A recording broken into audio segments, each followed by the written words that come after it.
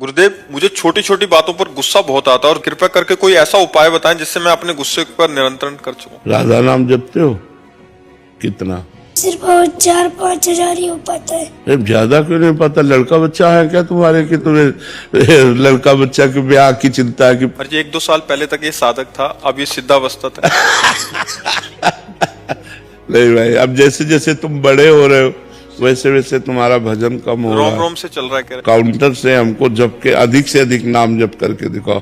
जब आप अधिक नाम जप करोगे, समझ रहे हो ना, तो आपके अंदर शांति आएगी। जब छोटी छोटी बातों में जो गुस्सा होता है ना, वो हृदय कमजोर हृदय होता है। माता पिता के रोज पैर छूते हो?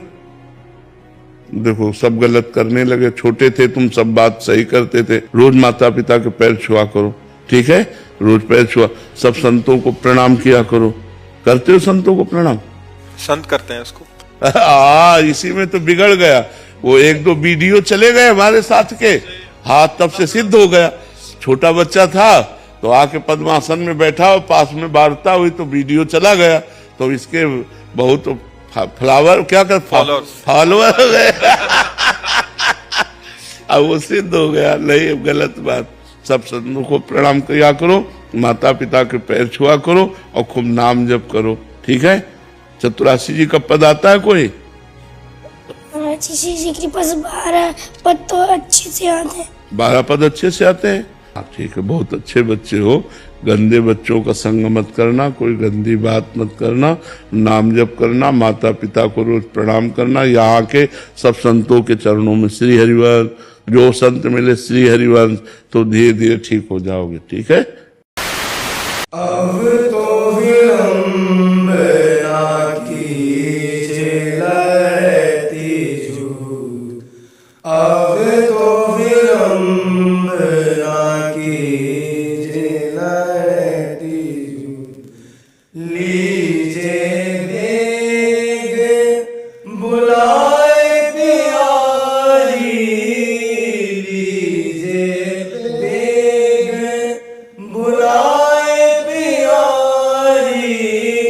छिन छिन तरछी जलती जूं, छिन छिन तरछी जलती जूं। अब तो विलंब ना कीजिए लहती जूं। तुम ही मिले परम सुख उपजे, तुम ही मिले परम सुख उपजे। तुम ही निरख के जी जलती जूं, तुम ही निरख के जी जलती जूं। अब तो विलंब ना कीजिए लहती जूं। श्री हरिदासी रसिक के मिली, श्री हरिदासी रसिक के मिली। महाप्रेम रस पीजे रहती जूं, महाप्रेम रस पीजे रहती जूं। अब तो विलंब ना कीजिए लहती जूं, अब तो विलंब ना कीजिए लहती जूं। यार लोभ बढ़ गया। एक पद के माल का सुना।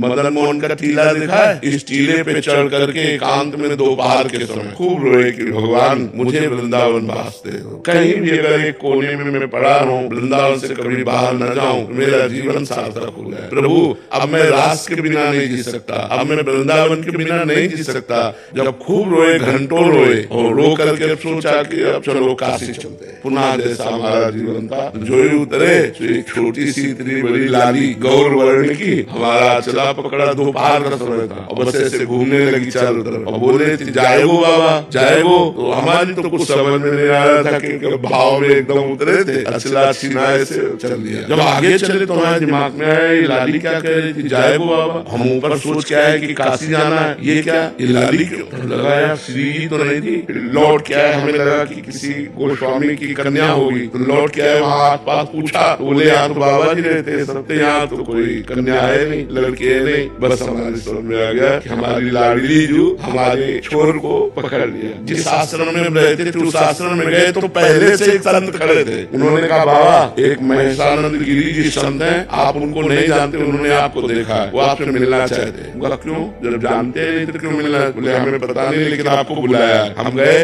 बोले वहाँ जहाँ आप रह रहे हो वहाँ अनुकूल आपके नहीं होगा, ये कमरा है एकांत में, आप यहाँ रह लीजिए। आप क्या व्यवस्था लाडली जी की, और आज देख लो सब व्यवस्था होगी। यहाँ वृंदावन वास के लिए एकमात्र केवल रोना ही साधना है कि लाडली जी दी जाए और वो पास दे दे तो सब व्यवस्था बन जाए। यहाँ कोई धन बल से वृंदावन नहीं रह सकता, क्योंकि पास जब तक नहीं होगा तब तक वृंदावन वास नहीं होगा।